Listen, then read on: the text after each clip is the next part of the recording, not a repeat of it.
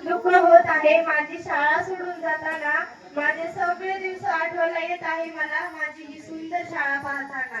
रडत आहे माझी ही शाळा पण अश्रू कोणाला दिसत नाही. रडत आहे माझी ही शाळा पण अश्रू कोणाला दिसत नाही. आम्ही या शाळेतून निघून चाललो पण आमची आठवण येतेच राहिली. या शाळेतून जरी गेलो तरी होत राहतील भेटी गाठी. आम्ही या शाळेतून जरी गेलो तरी होत राहतील भेटी गाठी.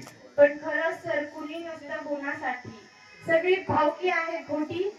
तुमच्या सोबत जुळली आमची जन्माची नाती. फुंदे सरांची छडी खायला आमची रांग लागायची. फुंदे सरांची छडी खायला आमची रांग लागायची. पण छडी मात्र हातावरच उमठायची. फुंदे सरांच्या छडीचे ओळ 2 दिवस जात नव्हते. फुंदे सरांच्या छडीचे ओळ 2 दिवस जात नव्हते आणि हाताला फोड आल्याशिवाय मग काय राहत नव्हते. म्हणून नाच करता का फुंदे सरांचा यावंच लागतं छडी खायला. म्हणून नाच करता का फुंदे सरांचा यावंच लागतं छडी खायला. भल्या भाल्यांनाही घाम फुटतो फुंदे सरांचा राग पाहिला. असे आहे कोण बरं असे आहे कोण बरं जे नजरेनं खुणवतात. असे आहे कोण बरं जे नजरेनं खुणवतात. म्हणून तर आमच्या MP ठाकूर सरांना पाहून सगळेच विद्यार्थी घाबरतात.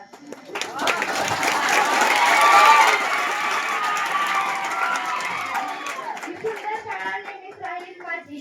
ही सुंदर शाळा नेहमीच राहील माझी. MP ठाकूर सरांना पत्र लिहिलं तेव्हा ते झाले सहलीसाठी राजी.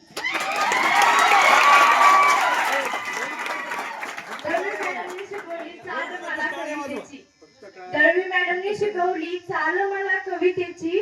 फुंदे सरांनी केली दुरुस्ती माझ्या शब्दाची. करपे सरांनी दिली योग्य वेळ मला म्हणायची.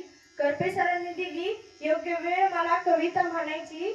आणि भाले सरांनी शब्द दिला कवितेचा बॅनर छापायची. काय गोडवा आहे त्या मॅडमच्या आवाजात जणू मध्येही फिक्का पडेल. काय गोडवा आहे त्या मॅडमच्या आवाजात जणू मध्येही फिक्का पडेल. चांगले चांगले गायक सुद्धा आमच्या गात मॅडम पुढे फिक्के पडेल.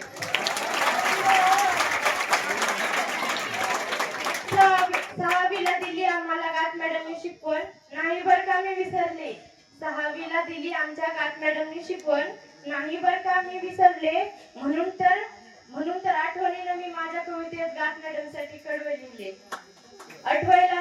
आठवायला नाही आली कधी आम्हाला आईची माया. आठवायला नाही आली कधी आम्हाला आईची माया. कारण अंधाळे मॅडमने दिली आम्हाला ती छाया. अरे बापरे सगळ्यांसाठी कडवे लिहिलं पण आमचे करपे सर राहिले की. सगळ्यांसाठी कडवं लिहिलं पण आमचे करपे सर राहिले. आम्ही जगातले सगळे सुख फक्त त्यांच्या स्माइल मध्येच पाहिले.